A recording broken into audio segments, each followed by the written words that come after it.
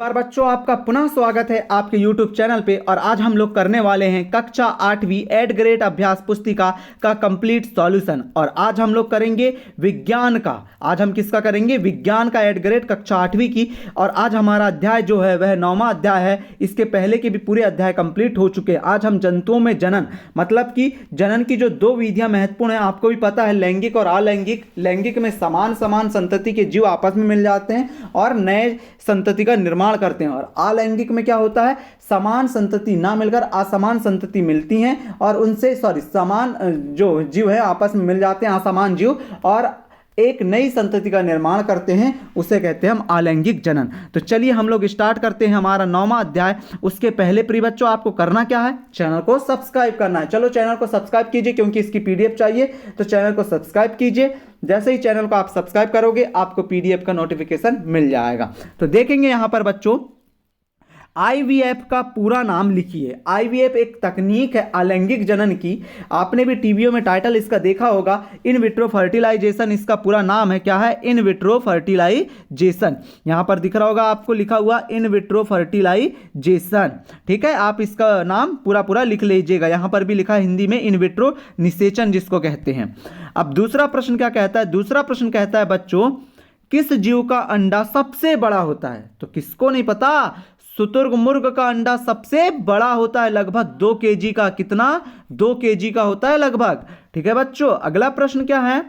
भ्रूण का निरंतर विकास कहाँ होता है? जो भ्रूण है, जो 15 दिन तक जिसकी आयु सीमा रहती है लगभग, समझिए, उसका निर्माण निरंतर विकास गर्भाशय में होता है। ठीक है, अगला लिखें, मादा के गर्भाशय में भी लिख सकते थे आप लोग। यहां पर अब अगला प्रश्न देखेंगे। अगला प्रश्न क्या कह रहा है? चौथा प्रश्न है, जनन क्या होता है?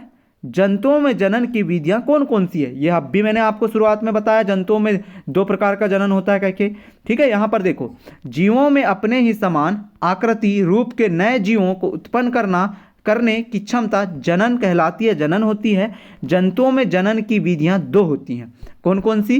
पहली तो होती है हमारी लैंगिक और दूसरी क्या होती है? अलैंगिक। इस प्रकार से आप इनको समझ लीजिएगा। ठीक है बच्चों, अगला प्रश्न है 5वां प्रश्न, आंतरिक निषेचन तथा बाह्य निषेचन में अंतर बताते हुए उदाहरण दीजिए।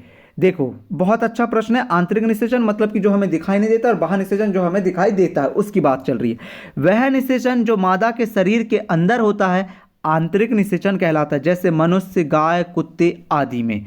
और वह निषेचन जिसमें नर एवं मादा युग्मनज का संलयन मादा के शरीर के बाहर होता है, उसे बाह्य निषेचन कहते हैं। ठीक है, अब बाह्य निषेचन के उदाहरण क्या हो गए बच्चों?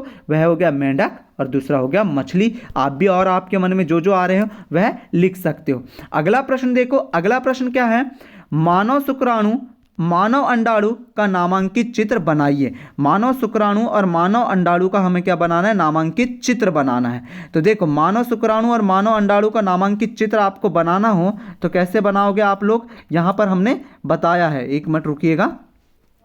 देखिए, ये है मानव के शुक्राणु का नामांकित चित्र। किसका डायग्राम है? मानव के शुक्राणु का। और ये मानव के ही अंडाणु का, मतलब कि ये मादा का हो गया ये वाला, और ये किसका हो गया? ये नर का हो गया। ठीक है, तो इस प्रकार से आप ये दोनों डायग्राम बना लीजिएगा। कोई प्रॉब्लम आती है तो कमेंट कर लीजिएगा, कमेंट में मैं आपको और अच्छे से बता दूंगा। इसकी पीडीएफ के लिए टेलीग्राम ज्वाइन कीजिएगा, जिसकी लिंक डिस्क्रिप्शन में दी गई है। ठीक है बच्चों, अगला प्रश्न है 7वां प्रश्न है, मछली तथा मेंढक एक साथ सैकड़ों अंडे देते हैं, जबकि मुर्गी एक समय में एक ही अंडा देती है। क्यों?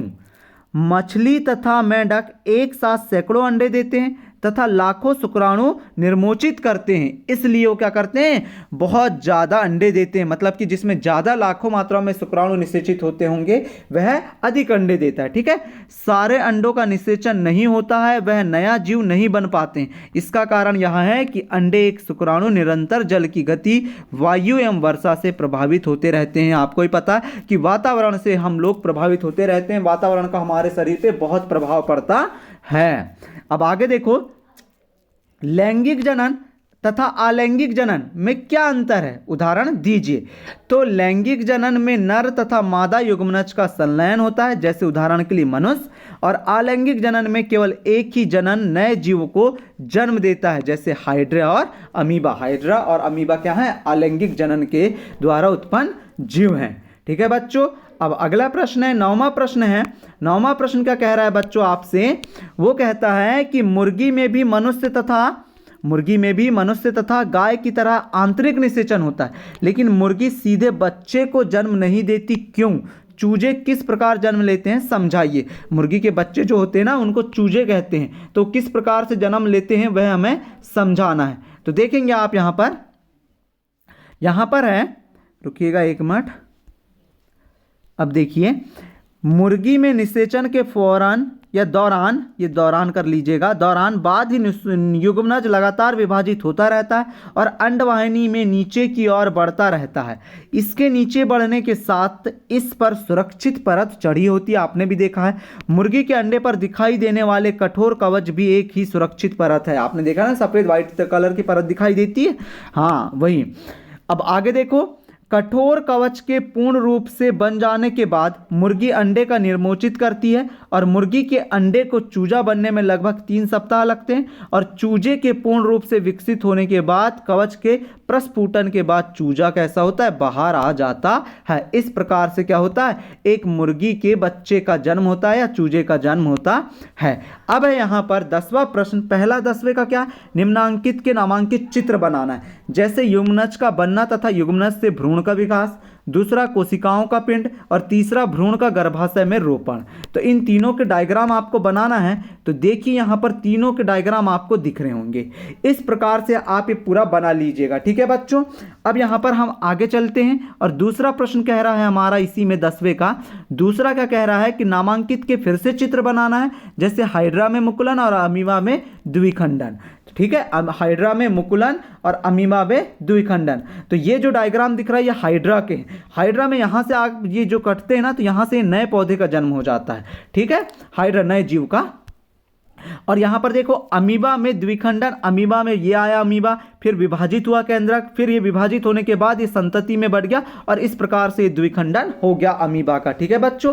आपने देखा किस प्रकार से हमने इस अध्याय 9वें को भी, जीवों में जनन को भी बहुत अच्छे से समझा। और कोई भी डायग्राम में अगर आपको दिक्कत आती है तो आप कमेंट कर लीजिएगा, मैं आपको उसकी फोटो शेयर कर दूंगा टेलीग्राम ग्रुप में, वहां से और आप अच्छे से बना सकते हैं। तो बच्चों आपको वीडियो कैसा लगा प्लीज हमें कमेंट करके अवश्य बताइएगा। अगर आप बताएंगे तो हम आपको उस लिंक के द्वारा और बहुत अच्छे वीडियो की लिंक भी देंगे, जिससे कि आप बहुत अच्छे से समझ सकते हैं। तो बच्चों वीडियो कैसा लगा प्लीज कमेंट करके बताइएगा, और नए हो वीडियो में तो पहले प्लीज चैनल को सब्सक्राइब कीजिए, प्लीज सब्सक्राइब कीजिए चैनल को। हम मिलते हैं अगले वीडियो में। Thank you for watching student.